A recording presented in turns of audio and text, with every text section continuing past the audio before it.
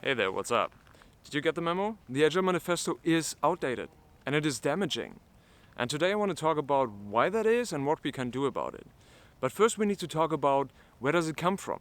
Why was it created and what is it actually?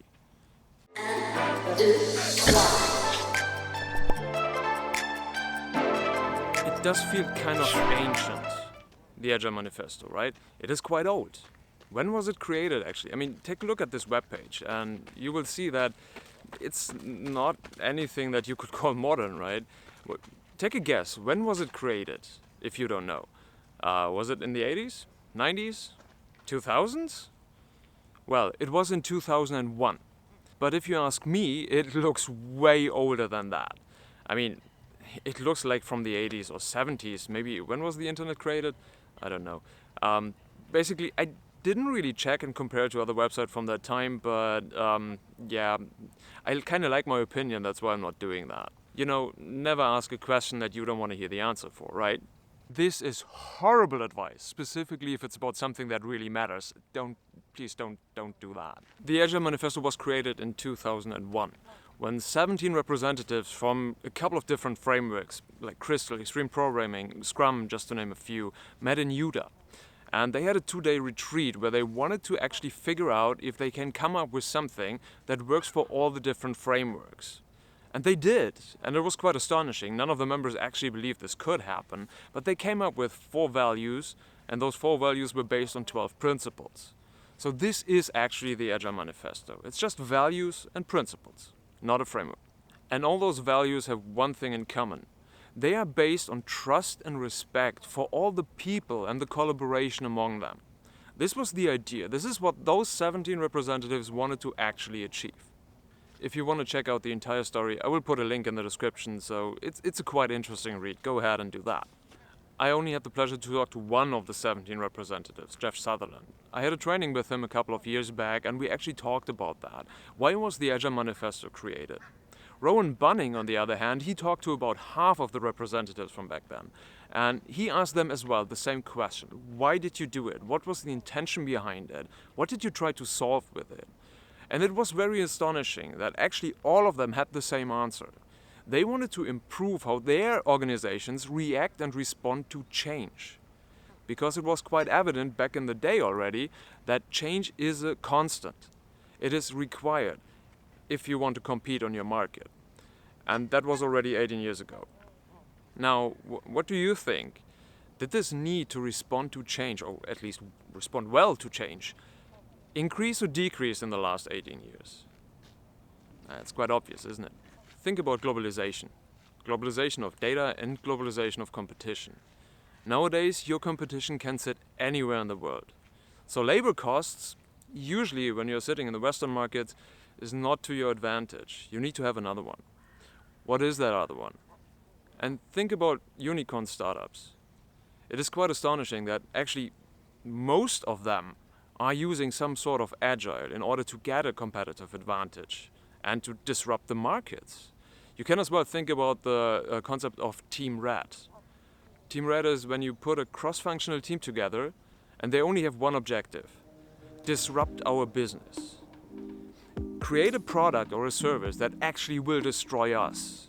But because it's your own team, it's to your advantage. So the need to respond well to change is actually growing by the day, and it will just get worse in the future.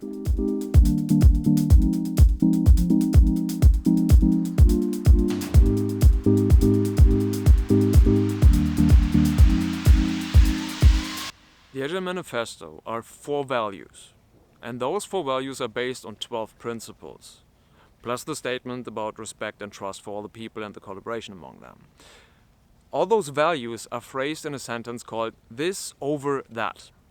And over does not mean that that is bad, that you should avoid that at all costs or anything like that. No, it doesn't mean that. It just means that you should value the first part of the sentence way more than you do the latter part. For example, the first one is called individuals and interactions over processes and tools.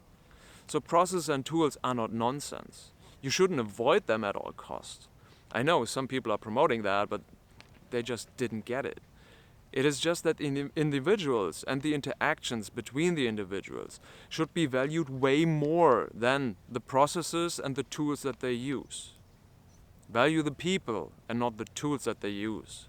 And from my humble opinion, this first one is actually the biggest and the most important one of them all. But the webpage of the Agile Manifesto states that if you want to mention that as an Agile Manifesto, you need to mention them all, so we are going to do that. But before we start with the rest of the values, or actually all of them, let's go to the principles first, because I believe it is really important to understand what exactly the values are supposed to cover. Our highest priority is to satisfy the customer through early and continuous delivery. Welcome change, even late in development. Agile harnesses change if it is to the customer's competitive advantage. Deliver working software frequently, from a couple of weeks to a couple of months, but the emphasis is on the shorter time frame. Business people and developers must work together daily throughout the entire project. Build projects around motivated individuals. Give them the environment and the tools they need and trust them to get the job done. The most efficient and effective way of conveying information is face-to-face conversations. Working software is the primary measure of progress. Agile promotes sustainable development. Everyone should be able to maintain a constant pace. No overtime.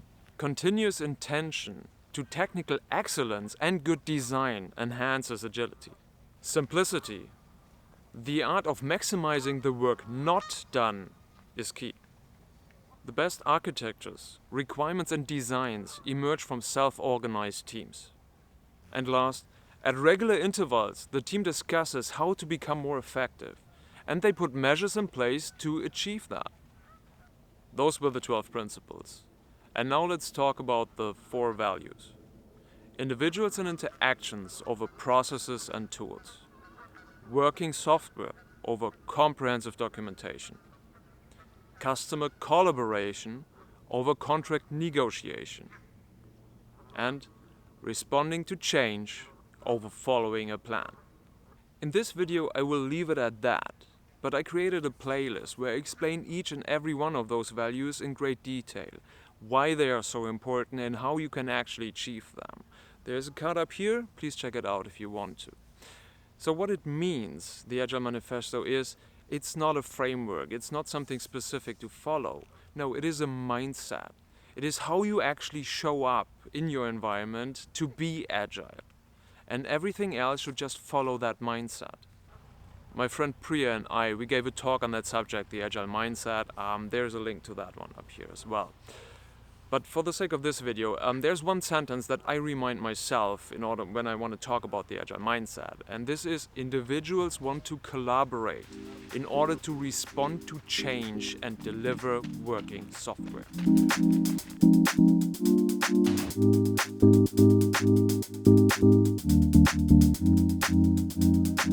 And that leads us to the key aspect of this video.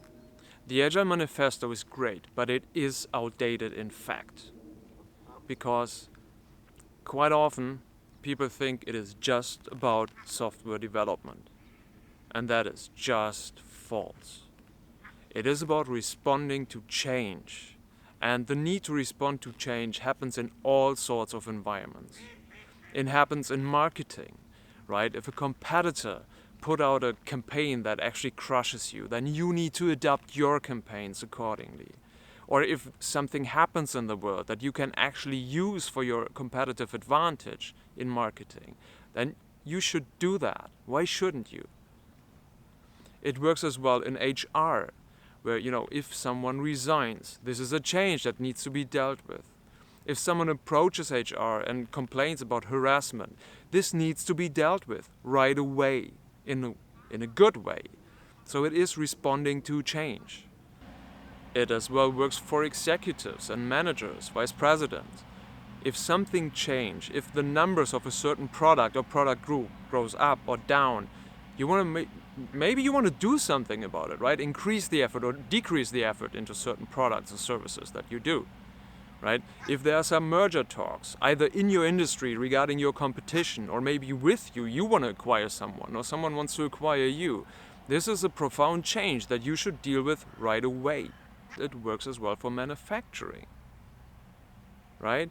If certain products, if certain parts of whatever you manufacture are not delivered in time, you might want to do something about it. I mean, there's the car industry, right? Toyota is, if you have heard about lean, you usually have heard about Toyota too, right? They offer their customers so much customizability that they have to respond in their product line to that.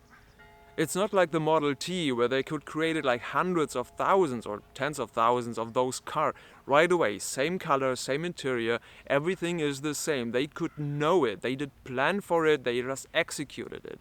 This wouldn't work in our market right now. Everyone wants to have a car that is kind of unique. There's Wikispeed.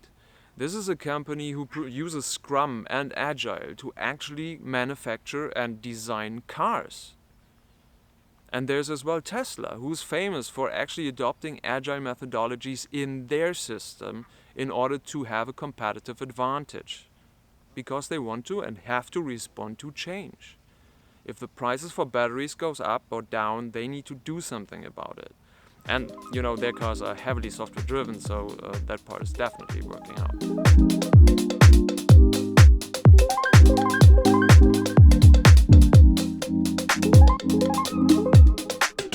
And there are examples from all sorts of industries where companies use Agile in order to gain a competitive advantage. Healthcare industry, Buurtzorg in the Netherlands. They actually use Agile to crush the market. They gained 75% market share in their niche within just a couple of years using Agile. Or the financial industry.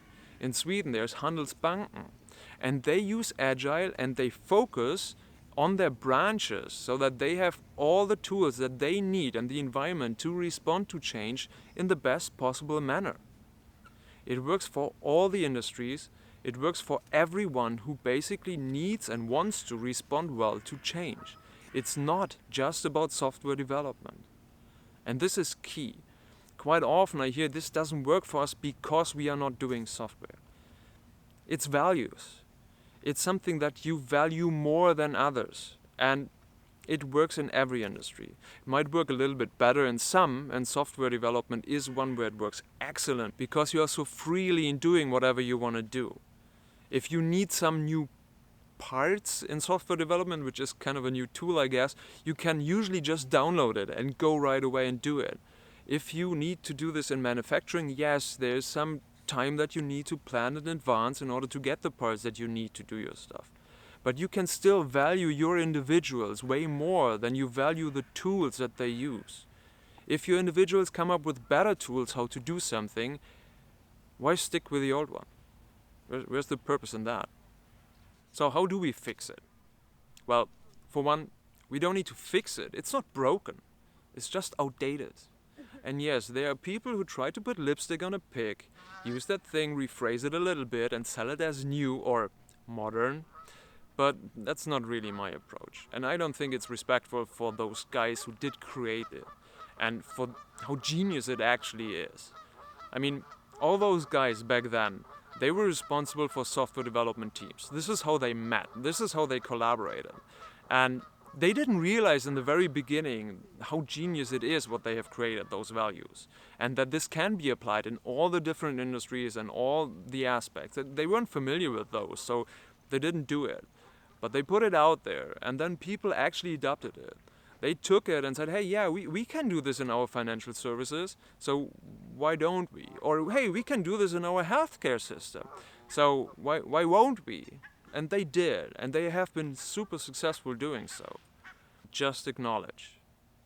Agile is for everyone who needs to collaborate. Yeah, the collaboration part is key, because if you work on your own, if you're just a one-man party, yeah, then you can define whatever you want to define. But Agile is for everyone who needs to collaborate and respond well to change. If you like that video, take a second and hit that like button. Do it now. Sort of. No? Come on, you can do it. If you really like that video and if you want to see more of those and similar videos, consider subscribing. And while you're at it, crush the bell so that you will be informed about all new videos coming up. Other than that, check out the rest of this playlist and have an awesome time.